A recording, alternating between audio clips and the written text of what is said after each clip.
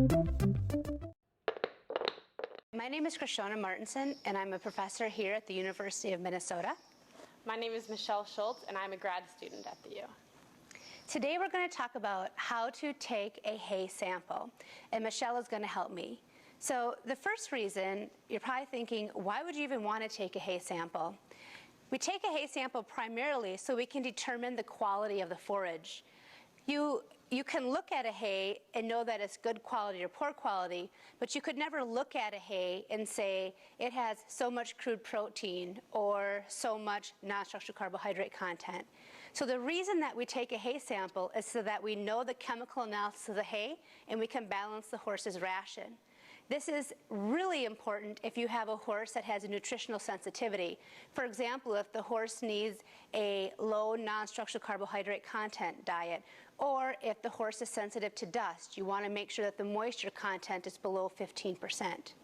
So these are some of the main reasons why we want to take a sample. It's really important to take a quality sample, a representative sample, because the analysis you get back is only as good as the sample you send in.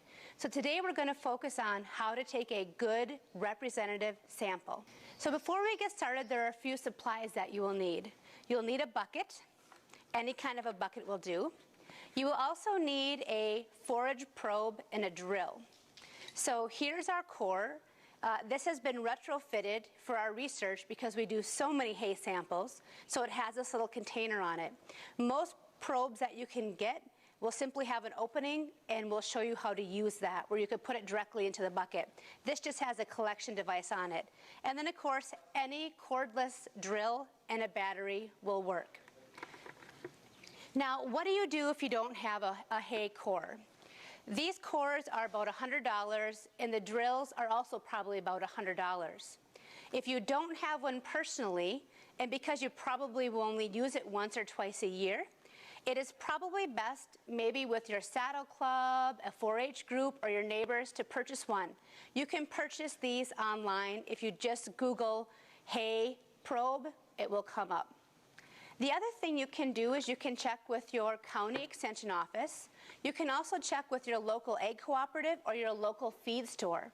Many times, the local equine nutritionist will have a hay core, and they may let you use them, or they may actually come out to your barn and provide the service for you. Michelle is going to demonstrate how to actually take the sample. Here we have a stack of grass small square bales. So you always want to go in from the end of the bale, or where you can see the twines. That way, when you push the probe in, you're cutting through multiple flakes. You never want to go in from the side, because then you're only getting one flake. And what if that one flake is full of weeds or was from a weird spot in the field? So again, regardless whether it's a small square bale, a large square bale, or a large round bale, you always want to go in on the end where the twine strings are. The other point of caution is when you are taking the sample, the drill spins very fast. The shaft of the probe will actually get very hot, and the end is very sharp. So just make sure that you don't cut your fingers or burn your hand while you're taking that sample out. Also, it is very important to use the plunger, and after each sample, plunge the hay out. Otherwise, the hay gets condensed and it gets stuck in there, and it's very difficult to remove it.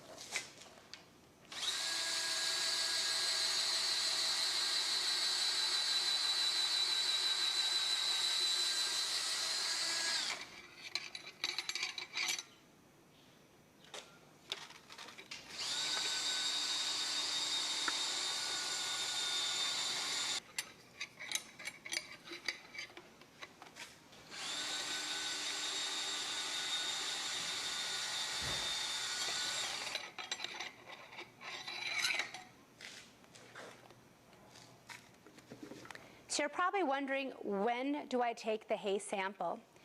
Ideally, it's best to take the sample before you buy the hay. That way you know if the hay will work for the horses that you have.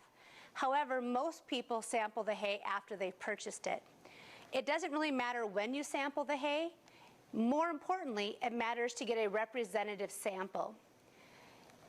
Ideally, you'd like to sample 5 to 10% of the bales in a lot. And it's really important that the lot is common. That means that all of the bales are from the same field and the same cutting. So if you have the same hay field and you take a first cutting, a second cutting, and a third cutting, the forage quality in those different cuttings, even though they're from the same field, are going to be different because a lot of it is impacted by weather. So as long as the bales are from the same cutting in the same field, that would be one sample. So if we have 100 bales from that same field, the same cutting, you'd want to sample 5 to 10%. So that is 5 to 10 bales. In this example, Michelle sampled 3 bales, but in reality, you'd want to do more than that. So after we sample our bales, each one is sampled once, and we have our forage that is kind of chopped up from the cord in our bucket. You need about a quart-sized Ziploc baggie full to send to the laboratory. So what you would do is you would take your Sharpie and you would label the bag. So here we'll just label this demo for demonstration. You could have somebody help you. You could open it up.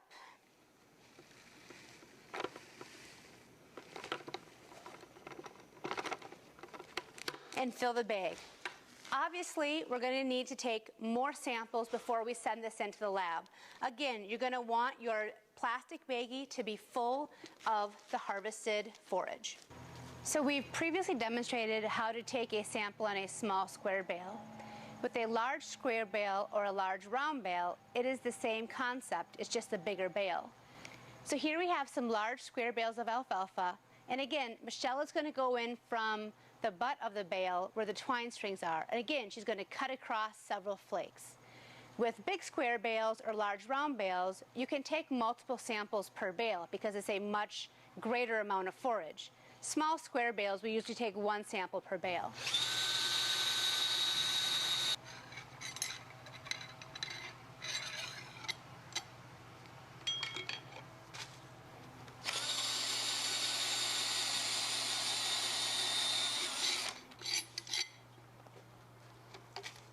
So what if you don't have a hay probe, or you and your friends don't want to invest in one? The other option, which really isn't ideal, is to take grab samples. But again, you're going to have to take samples from 5 to 10% of the bales. In this case, you'd have to cut open the bale, physically put your hand inside the bale, and then pull out a subsample. You would then take this, put it into your bucket, and do that for 5 to 10% of the bales. It is not nearly as accurate or as random as using the probe, but again, it's better than nothing. The lab may also charge you an additional fee to grind up this long stem forage so that they can analyze it. So after you have the sample collected, it's very important to keep it in a cool, dry place. It's also a good idea to ship it in the mail at the beginning of the week. You don't want to send it to the laboratory towards the end of the week and then have it sit in the mail over the weekend. Along with the sample, you will also have to fill out a form so that the laboratory knows who submitted the sample. The forms depend on the lab that you send, but you can see an example form here. You would need to put your information, the type of hay, whether it's alfalfa, grass, or mix, and then also the type of sample that you want run. The average forage sample costs about $15 to $20, somewhere in that range. There are many labs that offer forage testing, but it is really important to first contact that lab and make sure that they have an equine digestible energy equation. Many labs have digestible energy equations for cattle. That does horse owners no good. We want one for horses. So ask that question. So if you have a horse with a specific nutritional need, maybe it needs to have a low potassium diet or a low non-structural carbohydrate content diet, contact the lab and make sure that they provide those services before you send in the sample. After you get the results back, you would ideally work with an equine nutritionist to balance your horse's ration. The nutritionist will first balance the horse's ration based on the equine digestible energy. That's why it's really important to have that value on your forage analysis. Then they will look at the other nutrients, and of course they can fill in vitamins, minerals, and concentrates as needed, basically filling in what the hay is lacking. So if you're curious as to how the quality of your hay stacks up to others, some labs will actually include a range of common samples for crude protein, some of the fiber components. There are also websites that some of the labs run where they post their historical averages and ranges, so you can see if the hay that you are about to feed or the hay that you are about to purchase fits within that range. So the take-home messages is a hay sample is really important to determine the nutritional quality and value of the hay that you are about to purchase or feed. The use of a hay probe is the ideal and preferred way to take the sample. You need to sample 5 to 10% of the bales in a common lot. And a common lot would be bales from the same cutting and from the same fields. You need to keep the samples cool and dry once they're collected, and it's best to mail them in at the beginning of the week. And finally, when you get the results back, work with an equine nutritionist to balance your horse's ration.